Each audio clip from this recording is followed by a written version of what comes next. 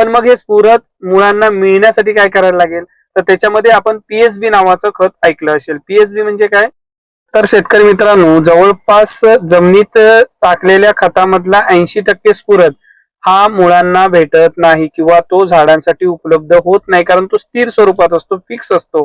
तर मग त्याच्यासाठी काय करायला लागेल, तर त्याच्यासाठी शेतकरी मित्रांनो, जमिनीत पहिले हे जे बॅक्टेरिया आहेत, कुठले बॅक्टेरिया, तर हे जे फॉस्फेट आहे, हे फॉस्फेट म्हणजे स्फुरद मुळांना देण्यासाठी काही बॅक्टेरिया जीवाणू असतात, तर ते जीवाणू आपल्याला द्यायला लागतील.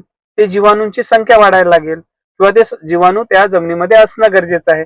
मग ते कुठून मिळतील, तर आपल्याला ऐकू येत असेल पीएसबी म्हणजे काय, फॉस्फेट सॉल्युबलायझिंग बॅक्टेरिया.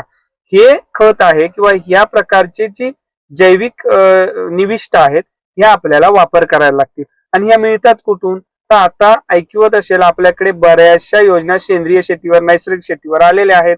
त्याच्यातूनच आपल्याला या शेतकरी उत्पादक कंपन्या आपल्या जवळच्या तालुक्यात असतील किंवा कुठे असतील, तर त्यांना संपर्क साधा आणि तिथून ही खतं किंवा ही अशी निविष्ठा आपल्याला मिळू शकतील. ते आणा आणि त्याच्यानंतर तुम्ही टाकलेला जो सिंगल सुपर फॉस्फेट असेल किंवा एसओपी असेल किंवा 10-26-26 जरी असला, तरी त्याच्यातला स्फुरद आपण आपल्या समाधानासाठी टाकत असतो, पण तो मुळांना भेटत नाही. मुळांवाटे अगदी तुमच्या खोडांना आणि खोडांवाटे अगदी प्रकाश संश्लेषण हे पानामध्ये होत असतं, तर त्या पानांपर्यंत म्हणा पोहोचत नाही. आणि हे जे वहनाचं काम आहे, मुख्यत्वे जे मुळांना स्ट्रॉंग करण्यासाठी जे आहे ते स्फुरदच असतं. आणि मगाशी तुम्हाला मी नियम पण सांगितला.